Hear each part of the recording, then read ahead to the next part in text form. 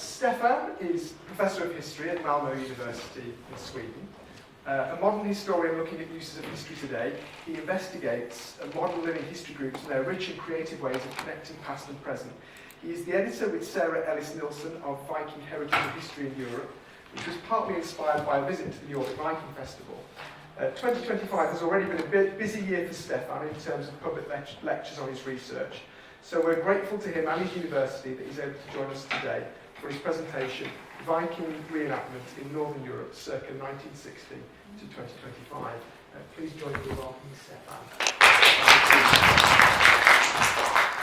Well, thank you so much, and I feel really privileged for being here, Chris, and also for coming after the two speakers before me, because I think I can sort of entangle myself in your presentations in a very good way. I really like the ethics perspective here, so thank you for that one. So, Viking reenactment in Northern Europe, circa 1960 to 2025. It's a big thing to show off, but I'm starting to do that now. I will say something about the presentation, so we'll get the sort of idea what I'm going to do here today. So, in this presentation, I will say something about public Viking research and the idea of Vikingisms that Chris already has introduced in some ways. I'm going to stress the importance of researching grassroots history. There's a lot of research going into museum studies and so on, but there's much less interest in public interest in history from the grassroots to sort of bottom up. And I'm focusing right now very much on this grassroots perspective. I'm going to discuss aspects of Viking reenactment within the domain of public history in present-day Europe. So, and I'm focusing on Northern Europe right now. But the present perspective is very much important here. I'm going to try at least to define reenactment as an attempt to recreate aspects of the past in performance set in the present. So I will do that. I will set that in a sort of map I made, a realistic, fantastic spectrum that we were talking about here before. And I will also talk about two distinct but overlapping sub-genres that I find interesting, and actually I'm going to do some more research on. That is top-down reenactment initiated by professionals at universities or institutions such as museums, and then the bottom-up reenactment initiated by within the reenactment scene itself. And these two have developed separately, but all very much also entangled with each other's. So that's very interesting. See how they develop together, apart, and then together over time. And I will discuss some new trends within the Viking reenactment scene that I found when I did my recent study. And also, if I have any time, Chris, I will say something about the road forward, because I'm currently initiating a new study based on what I'm talking about today. But I should say from the start that this is a work in progress presentation, because I'm heading somewhere. So, okay, so what I'm going to talk about today is based on an article in this book that we have been talking about a lot. I think I can send it around so you can have a look. Yes, pause it. So, where I write an article about Viking reenactment. And actually the idea for the book came here at the York Festival when Chris Geischler invited me and a colleague of mine a couple of years ago to see the festival. And we met up with another group of researchers that had an idea of making a book, and then they invited us to do this book. And that's the result you have there, where I then write about Viking reenactment. Because I'm a modern historian, not a Viking researcher per se. And my sort of way into reenactment is that I'm very much interested in the engagement with the past in the present, and what the desire, so to say, for the past and how this functions. So that's really my way into reenactment, because I soon realized the reenactors are very much engaged. They have strong desire for the past in their engagement with the past. So it's a very good case study for me. Just to say something, I see the article in that book as a sort of pilot article for a much larger research project that I'm working on right now. And what I did then was I did ethnographical field studies at Viking Age sites and museums between 2014 and 2019. And then I had an idea that I would do interviews with the reenactors, but then COVID came. And it became very problematic to do interviews in person and so on. So I had an idea. I used a podcast called Återskapad. Translated, it's recreated. So it's a Swedish podcast where reenactors are doing interviews with other big reenactors, and at least 10 of them are about Viking reenactment. You have more than 100 episodes right now, but at least 10 of them are on Viking reenactment, where reenactors are talking about reenactment with other reenactors. So that became a good way for me to sort of delve into the reenactment scene. So that's the sort of basis for my article. So this is the book then. And we had a lot of different chapters with different takes on Viking heritage in Europe today. I wrote about Viking reenactment. And as an end chapter, we had a professor of archaeology called Howard Williams coming in and reading the book and writing his own chapter. He really make a case there in the end of the book that we really need to very much more engage in public Viking research. Because Vikings are becoming so huge, really, not only in Scandinavia or in Europe, but globally. It's a sort of trend we see globally right now. And just talking about reenactment, I realized when I wrote this article that you can't really contain Viking reenactment even in Europe or North America. You have a growing reenactment of Viking reenactment, for example, in South America, in Asia. So you have Vikings everywhere globally today. That's really, really interesting. So the idea then is to delve into this further on. And as I said, I'm a modern historian, so my sort of way into this is the field of public history. And in the words of Raphael Samuel then, I see history not as the prerogative of the historian. It's rather a social form of knowledge, drawing not only real life experience but also on memory and this fantasy and desire. This idea of desire for the past is very much important. And to quote Hilda Keen, public historians recognize that the past and history are not synonymous. History is whatever sort is created. And this is an important point, I think, because talking about history, history is the bottom line here. History is something that we do in a practice performed in an ever-changing but situated present. We see from the present into the past, find traces from the past with which we write history. So the bottom line is history. And the past and history is not the same thing. History is always something that we construct. It's traces of the past in selection and interpretation. And of course, in chronological time, you can sort of contain the idea of a Viking age, for example, with set limits and so on. But what I am interested in is the writing of history. And here we can find, for example, what we call Vikingisms.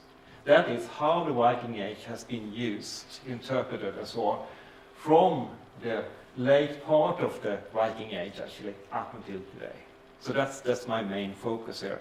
And I think in that reenactment is as a sort of vibrant idea right now, something that's really taking on. So we have a huge interest in Viking reenactment today, which make it really, really good case study for me to study. Yeah. So, as I see it, and how I define it, historical reenactment is an attempt to impersonally recreate some aspect of the past. So, taking on reenactment and see it as a sort of to recreate some aspect of the past, you get a huge field to study. So you're going to films and televisions and theatre and so on. So I'm only interested in the sort of impersonal, body-to-body, so to say, recreation of the past. It's about temporal processes in which the past is interpreted, envisioned, materialized, and or embodied in performances that ensure meaning for the participants in the present. And the present, I will stress this, is always the primarily situated temporality. That's, for example, when ethics comes in, because we always stage things today in the present, with present values and present ideas about ethics and so on taking hold. And that's a sort of challenge when you talk about the violent past, for example, and the dark things in history, that we have to sort of give account for, but how do we, in modern day reenactment, do this? This is a very serious question, I think. The present is always the primarily situated temporality then. Important for me too, what I came to realize when I studied reenactment, that when historians look into uses of the past, they many times focus on how the past is being consumed. But what I realized when studying reenactment, that reenactment is not only consumed, they also produce and mediate knowledge about the past. They are public historians, I would say. So a reenactment is ultimately about a synchronic temporality, or as Carol Dinshaw has put it, different time frames of temporal systems colliding in a single moment of now. That's the basic idea with reenactment. When you talk to reenactors and ask them what are driving them, what are they striving for, what is this desire? And many of them say, it's when I sit by campfire at night, having done my reenactment all day in costume and so on, and I, for a brief moment, feels that the past and present is sort of entangled in the present. There is collision between the past and present. That's what many of them are striving for. That's very interesting, I think. And that's why I don't really like the term time travel that's often been used in museums and so on and so forth. We don't travel back in time. We conjure up the past in the present. And that's important because the present, so to say, is the prime temporality here. Okay. When I started to look into this, I found that reenactment has been done since a long time, but you usually say that modern day reenactment started like after the Second World War, taking hold in the 1960s, 1950s, 1960s, somewhere there, and continued. It's been done in many different things, many different ways, and sort of trying to map out this. I came across David Matthews, who says that in the early 21st century, the much varied ways and settings of reenactment practices can be found in a spectrum ranging from the realistic to the fantastic. And to quote, since the beginning of modern reenactment, the practice has expanded so that while at one end of the spectrum it verges on fantasy, the fantastic, role-playing in its elastic appropriation of both the real and the imagined past, It also a serious pursuit which on other parts of the spectrum is indistinguishable really from education and closely tied to practices of archaeology, not least experimental archaeology.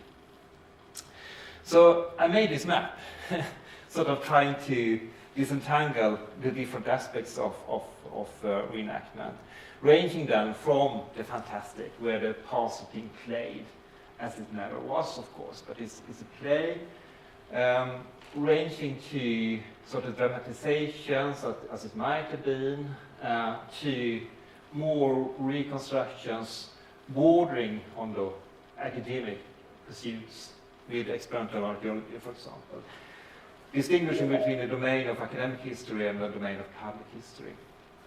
So you can put different types of reenactment in this sort of spectrum, going down from up and here, for example, as a sort of fantastic play with the past. You don't say this is how the Viking Age was in Shetland. This is community thing, is about identity and making something together here. We are playing with the past in a fantastic way. Then you can range into what museums often do with the general public, with schools, so to say. You sort of play, but you get a bit of seriousness into the play. You dramatize things and try to engage school children and so on. So, and of course, we are not doing things that sort of you've talked about the ethics stuff. We can't kill people or so on. And so it's a very it's adapted to school children and so on. So, and then of course we have reenactment groups that are very, very much hardcore, doing authentic things, very much into historical correctness. They are reading archaeology reports and they really, really know their stuff. And talking to archaeology professors and so on, these people are many times experts in their fields. They are closing into academia. And many of them are academics or go from being non-academics into academics via reenactment. So there's a very thin line here when it comes to this line. And then we have the sort of reconstructions of the past, trying to work out how things are working. We have, for example, in Denmark, we have Leire, that started as an archaeological experimental site that developed into a museum. And they're still doing that. One of the things they have done is they built a great hall, Viking hall, furnished it, and then they burned it down and put earth on it. And 10 years later, archaeology students came and dug up the sort of reconstructed, burned down house. And they didn't get the sort of drawings of the house. They had to go in as archaeologists, and then they could see what they found and how they interpreted it, and how that sort of corresponded to the original building. So you can do a lot of things here, doing reconstructions and so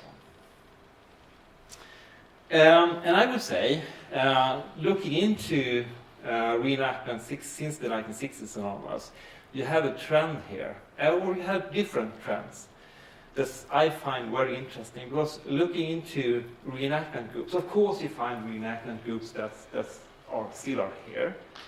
We are doing this for fun. We take on our horn helmets and we drink mead, and that's the end of it. Or we listen to metal music connected to Viking Age and so on, go to music festivals and so on. And it's fine, and it's still going on. But talking to your presentation here from the 1950s and 60s on, with the horn helmets and so on, you have a trend, I would say, that many reenactment groups are closing into this end of the things. They want to do it historically correctly. They want to be as authentic as they can be.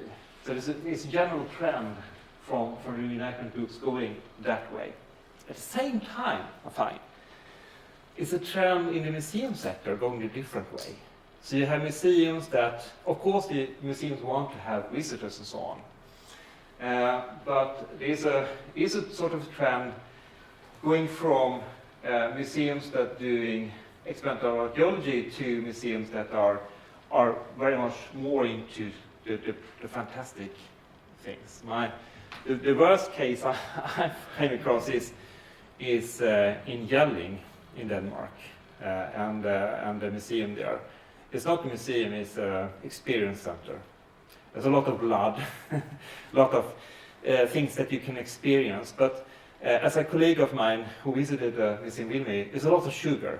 You get a sugar rush, but when you walk off, you haven't learned anything. So there's a trend from museums, I would say, some of them at least, going that way. So you have sort of crossing here from the two sectors here.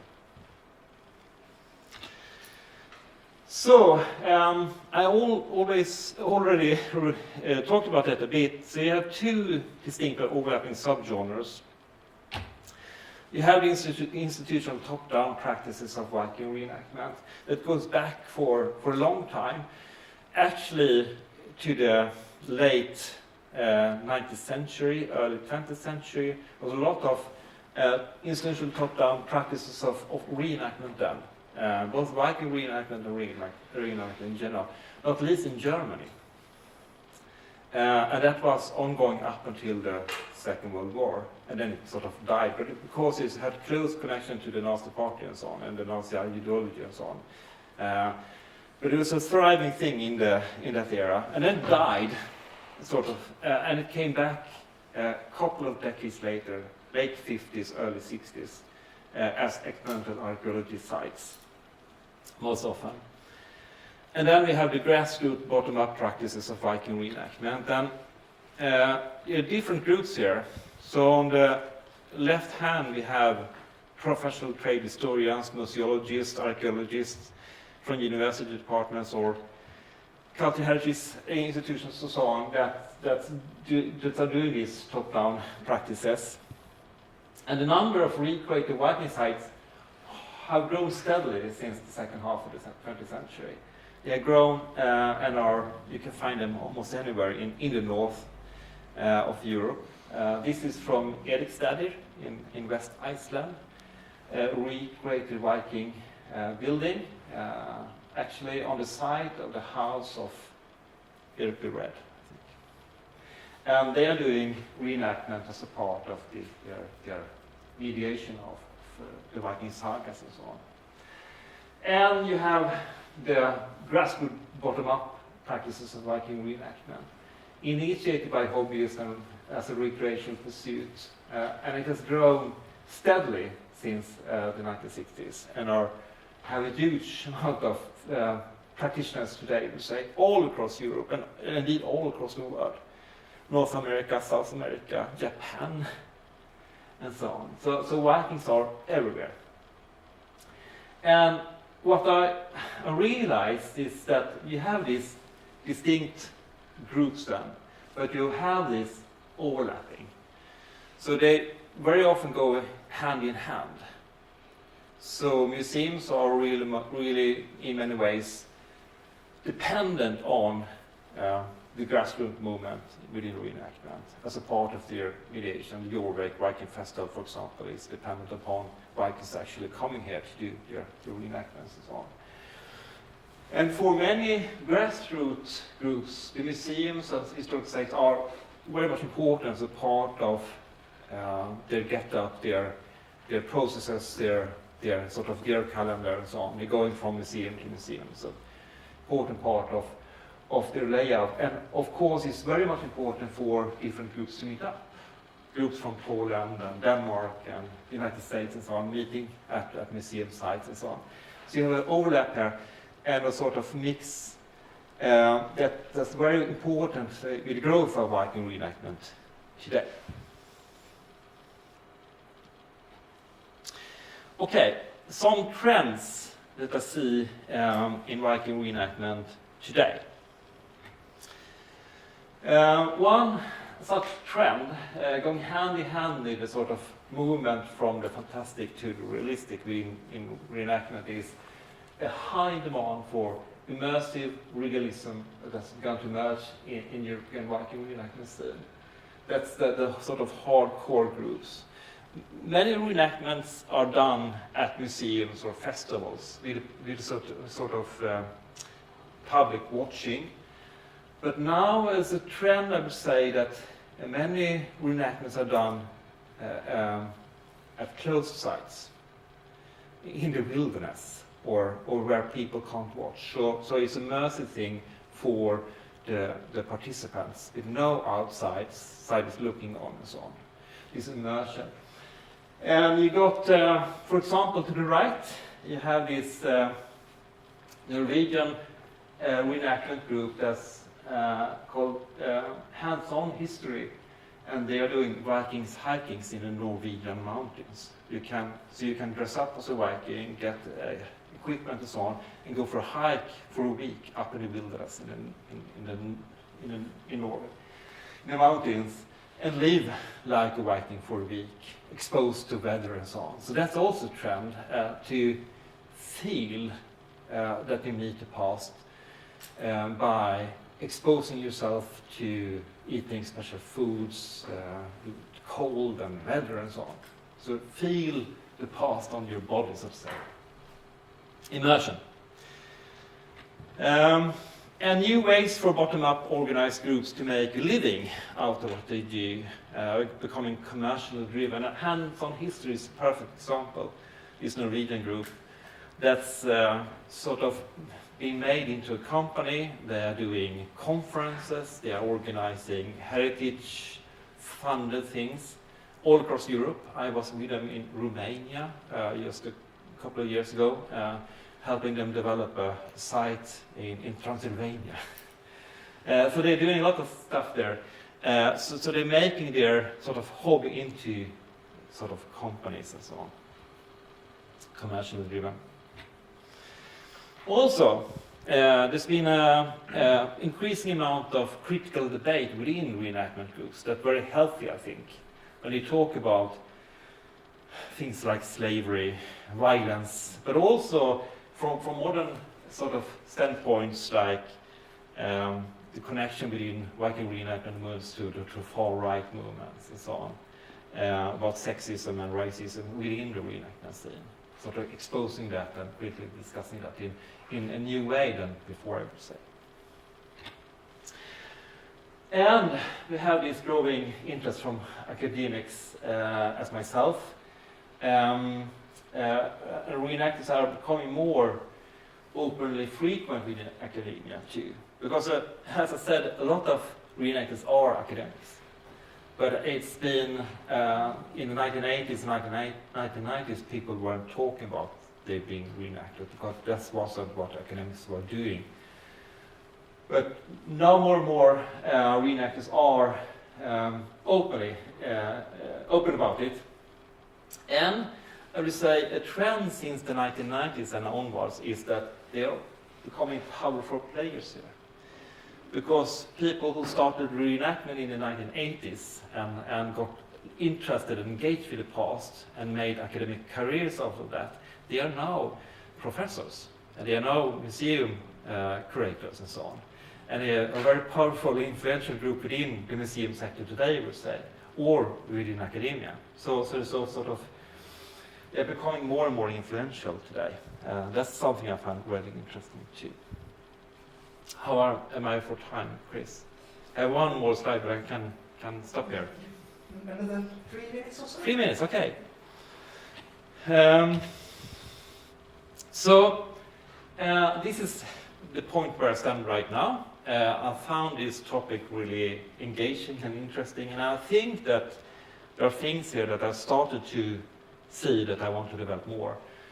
So I will continue from this article into a more full-blown research project, or that's the idea. And I want to learn more about this desire and engagement in the past. I'm very intrigued by this temporal collision between the present and the past. I'm also intrigued by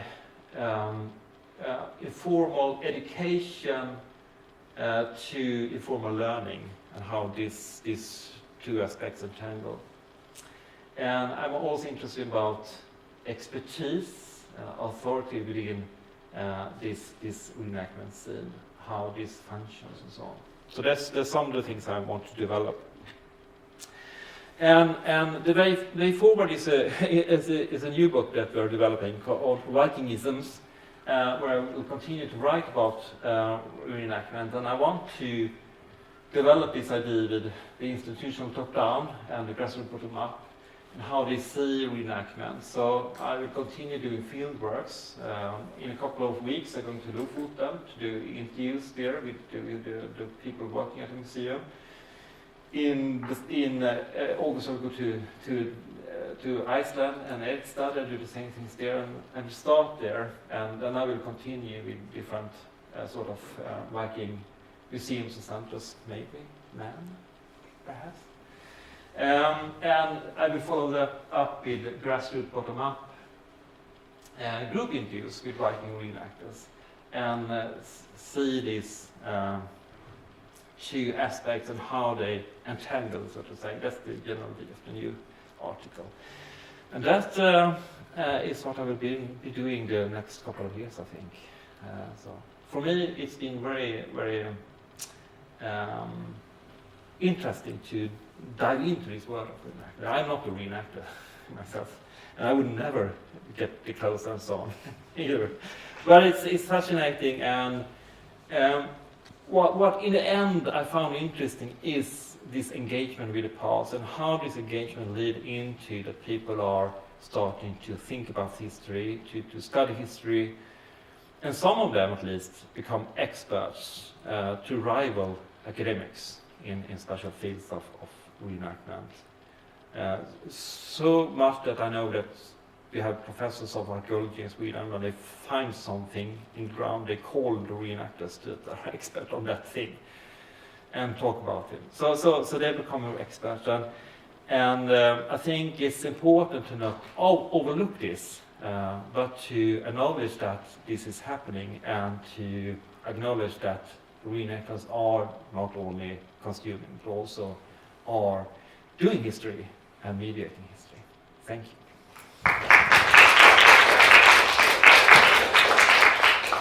That's great, thank you, Stefan, and thank you for keeping to time.